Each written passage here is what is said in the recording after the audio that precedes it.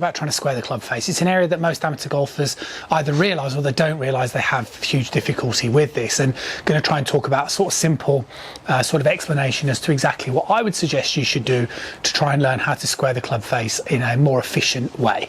Now, what tends to happen with most amateur golfers is they tend to get quite sort of scoopy and quite flicky, which basically means that the club head is overtaking the hands in the hitting area, and that's something that we don't want to happen.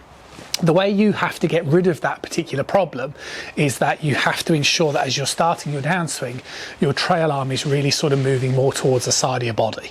What happens for golfers that are too flicky is that the upper arm moves too far away from the body, and it's almost, if you like, you end up pulling down more with the forearm, and then you end up kind of in a position like this. What we're trying to do is get that upper arm moving down towards the side of your body, if you like, a sort of skimming a stone, sort of, you know, side tossing a ball type action.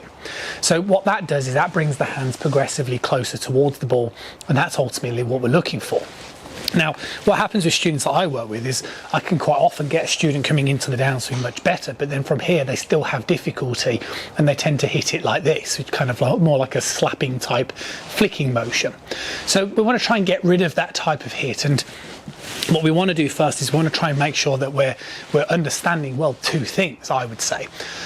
The first one is with this trail hand action, it's great starting the downswing this way and bringing it in, but we don't want to go from this to this. You want to keep pushing it through. So one of the drills that I get my students to do is we'll either use the wall quite literally, so I'll sometimes put my sort of cardboard wall to the side of the body here for them to get the hands moving more upward. Or for you guys at home, you could just practice. Get yourself about a fist distance away from the wall and just practice keeping your hands moving up the wall. Does that make sense? So when I mean up the wall, I don't mean, when I use my cardboard box, I'll do it this way. I place the cardboard box pretty much in line with the hands. So I want the student to feel like the hands are going more this way, okay? Not around, okay? So we don't want this type of motion because that's kind of this. Yeah, that's that sort of skipping action. We want to feel like that right hand continues to push through. See what I'm doing here? So my hands are moving more up the theoretical wall. What this does, this just encourages people to move so much better, more upward, and a much better pivoting action. Now, you would isolate it into two of those movements. That's the first one. Get the hands more up the wall like so. And then what you need to start doing is thinking about controlling the club face when you're doing it. Because what I'm trying to say is you need to get rid of this sort of scooping action first, which is this, okay? So as you start to eliminate this sort of scoop, and then you push your hands more up the wall, this is the correct sort of hand movement. But what we now need to do is you need to think about trying to get the club face coming down, squaring in this sort of prior to impact position. And I would just suggest to my students is, look, to get out of this scoop, get the hands moving through first, so your arms stay straight as you swing up the wall, not sort of into the wall, up the wall. That will give you the general motion that you're looking for. But when you start to do that, you're going to feel like the club face is going even more to the right for a right-handed golfer. You're going to feel like it's more open. So that's why once that movement starts to feel a bit more ingrained, you can simultaneously then start getting the feeling of closing the club face as you come down. And the easiest way to do this, because I don't want to overcomplicate it, is just feel like you're trying to point the club face down towards the ball as you're starting to progress past the last parallel. So as my club shaft is here, coming down, now I'm just trying to simultaneously feel like I'm squaring the club face of the ball.